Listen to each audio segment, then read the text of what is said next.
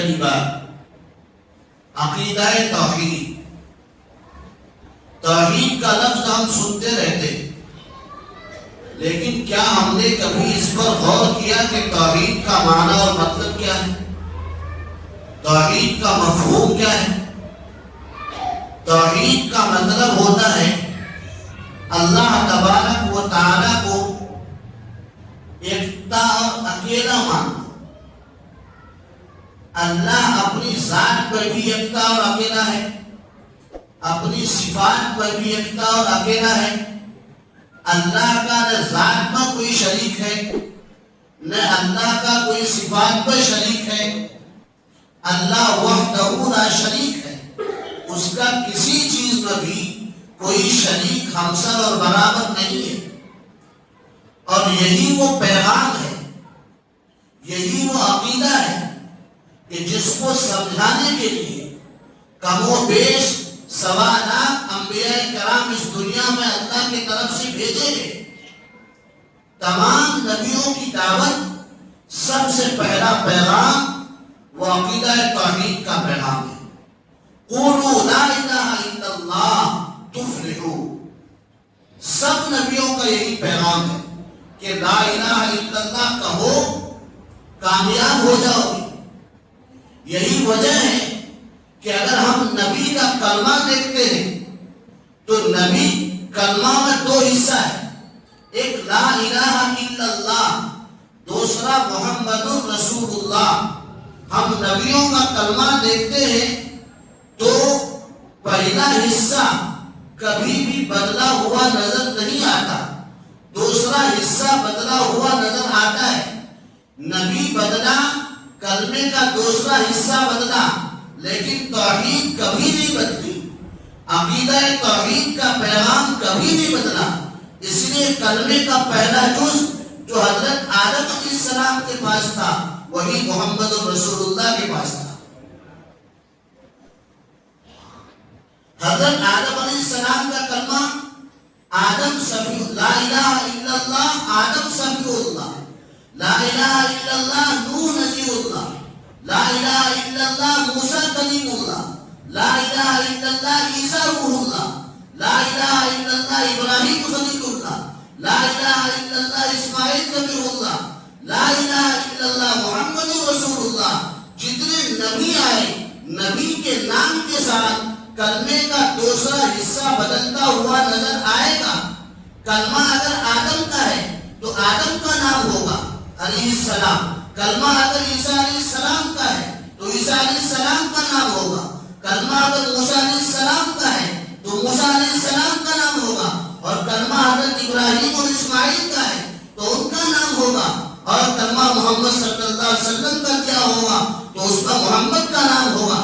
لیکن کہیں بھی پہلا جز بدلا ہوا نہیں آئے گا، نہیں آئے گا. اسی لیے کہ تمام انبیاء کرام اسی بات کو سمجھانے کے لیے آئے کہ اللہ اپنی ذات اور صفات باقی ہے، اس کا کوئی شریک ہمسر اور ساتھی نہیں ہے.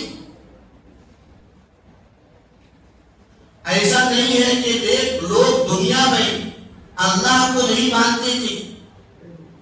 لوگ دنیا میں اللہ کو مانتے تھے، یعنی اللہ کو ماننے کا مطلب لوگ یہ سمجھتے تھے کہ اس دنیا کا کوئی نہ کوئی بنانے والا ہے. چنانچہ آج بھی غیر مسلم کہتے ہیں کہ اس دنیا کو بنانے والا تو ایک ہی ہے، لیکن پھر بھی وہ مسلمان کیوں نہیں ہے؟ مسلمان ہونے کے لیے ضروری ہے کہ صرف اللہ کے وجود کو نہ مانے. اللہ کے وجود کو صرف ماننے سے کوئی مسلمان نہیں ہوتا، بلکہ اللہ کو ماننا ہے. اور اللہ کو ماننے کے ساتھ ساتھ اس کو وحدہ لا شریک ماننا ہے. اس کے ساتھ اگر کوئی کسی کو شریک کرے گا تو وہ مومن اور مسلمان نہیں ہے. یہی وہ پیغام ہے کہ جس پیغام کو پہنچانے میں انبیاء کرام نے کیسی کیسی تکلیفوں کا سامنا کیا. حضور اکرم صلی اللہ علیہ وسلم نے جب اس توحید کا پیغام دیا تو آپ پر پتھر برسائے گئے. امام الانبیاء ہیں، محبوب کبریا ہیں،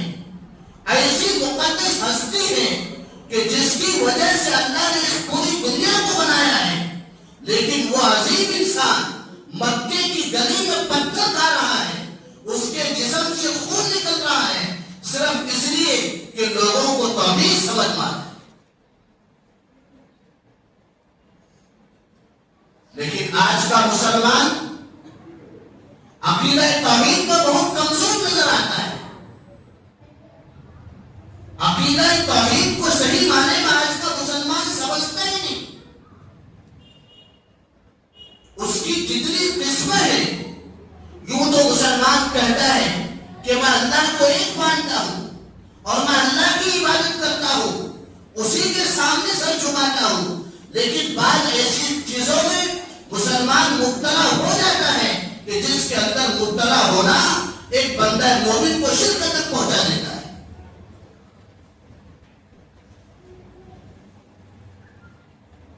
مسلمان اللہ کو مانتا، عبادت اسی کی کرتا، نماز میں کہتا بھی ہے ایاک نعبد و ایاک نستعین، ہم تیری ہی عبادت کرتے ہیں اور تجھی سے مدد مانگتے ہیں، لیکن کبھی کبھی مشکلات میں دوسرے سے مدد مانگنے لگتا ہے۔ یہ توحید میں ملاوٹ ہے، ملاوٹ کو کبھی برداشت نہیں کیا گیا۔ حضور صلی اللہ علیہ وسلم کے پاس کیسے کیسے پیغامات آئے۔